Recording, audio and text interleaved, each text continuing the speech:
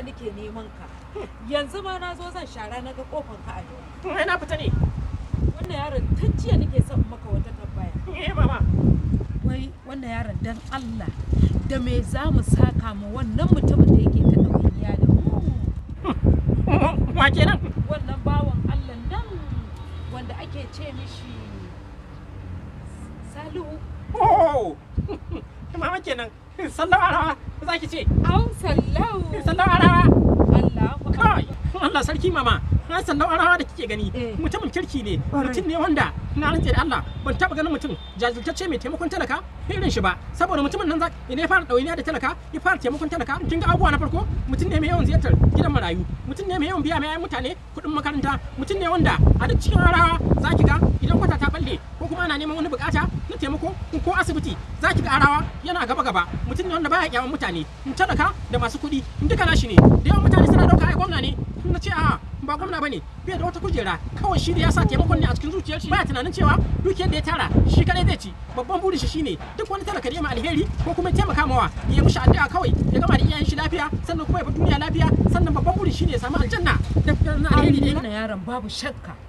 wannan alamu ne na dan aljanna mutumin kirki ne gamu da masu kuɗin bula adadin amma babu mai iya taimaka ma wani talaka babu mai iya taimaka ma wanda babu bayi da shi ka wannan mutumi dan aljanna ne ya zama baya goye marayu to mama an sallau arawa da kike gani babu ruwan shi da cewa wai sai iyayen arawa zai taimaka ko kuma yan cikin huntuwa ko kuma babu ruwan shi baya da kabilanci shi ko ina zai taimako ko musulmi ko kirista sannan kuma ko a wace jiha kake idan ka zo da bukata ta rashin lafiya ko ta makaranta ko kuma ta wani abu da kake bukata wanda shi ma a rayuwa sallau arawa ba shi da kyashi zai yi maka daidai gwargwado ta yadda cewa shi ma aljanna ke nema da wannan dukiya tashi ma barin koma kin tana mun muna da zama da sami yau mitin akan shi dan zamu je mu same shi Allah ya mishi albarka ya kare shi da dukkan sharri mama Allah ya mishi albarka mama Allah ya sa mana shi a aljanna firdausi to bari ki zama mun ga miki ba hannun kowa ya dauko ba hannun wato mai gidan shi Aminu Bello Masari Allahu akbar Aminu Bello Masari kai ai shi ma ba goye marayin ne sosai to Aminu Bello Masari take gani mama na rantsa da girman Allah a kaf cikin gwamnoni ba a gwamna irin shi ba mutum ne mai tausayi ko mutum ne mai kyauta mutum ne mai buri ya ga taimaki talaka ba komai yasa ake son kujeran gwamna ba sai dan kawai ga cewa Josh an zauna lafiya yanzu yadda tsaro ya samu a cikin garin Katsina mama zaki sha mamaki wallahi tallahi zaki je kitar da yana kuka a tambaye shi a ce me yake faruwa yace shi babban burin shine yaga an samu zaman lafiya da tsaro a nan cikin garin Katsina ana so yaga ana kashe talaka ko kuma ana garkuwa da mutane shi yasa zaki ga zauna yana ta kuka damu shi kenan to albishirinka ai saboda wannan maganar da kai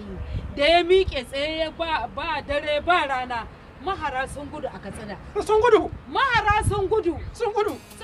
to na rani da Allah to shi yasa zaki ga ana ce ma sallau arawa amanar Aminu Bello Masari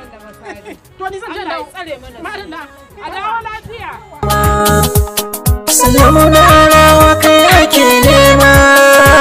ko gwamna kana da alfarma